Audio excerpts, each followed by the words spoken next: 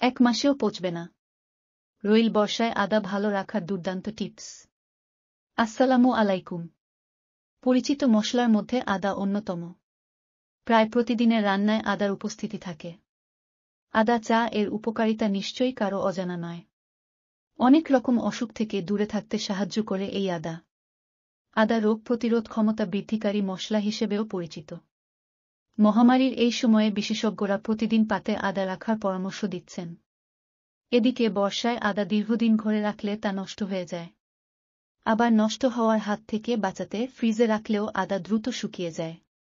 আদা সংরক্ষণ নিয়ে এমন সমস্যায় পড়েন বেশিরভাগই। আবার প্রতিদিন আদা কিনতে বাজারে যাওয়া নিশ্চয়ই কাজের কথা নয়। এমন অবস্থায় করণীয় কি? আর এমন গুরুত্বপূর্ণ ভিডিও প্রতিদিন আমার চ্যানেলে আপলোড হয়।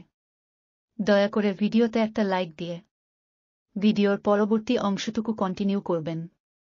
চলুন জেনে নেওয়া যাক দীর্ঘদিন আদা ভালো রাখার কৌশল। 1. আদার খোসা ছাড়ানো হয়ে গেলে তা সংরক্ষণ করা কঠিন। এক্ষেত্রে খোসা ছাড়ানোর পর আটা টুকরো করে কেটে নিন। এবার আদার টুকরো প্লাস্টিকের ব্যাগে ভরে নিন। এবার সেটি ফ্রিজের ড্রয়ারে রেখে দিন। 3 সপ্তাহ পর্যন্ত সতেজ থাকবে এই আদা। 2. বাজার থেকে আদা কিনে আনার পর রান্নাঘরে সেটা এমন জায়গায় রাখুন যেখানে সূর্যের আলো পৌঁছায় না।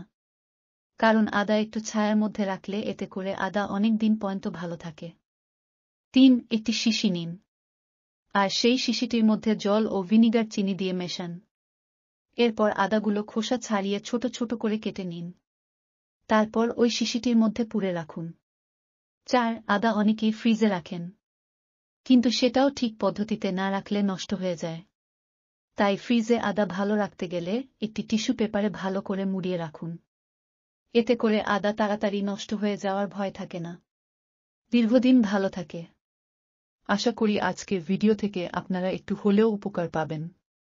আর যদি আমার ভিডিও থেকে একটু উপকার পান, তাহলে অবশ্যই আমার চ্যানেলটা সাবস্ক্রাইব করার অনুরোধ রইল।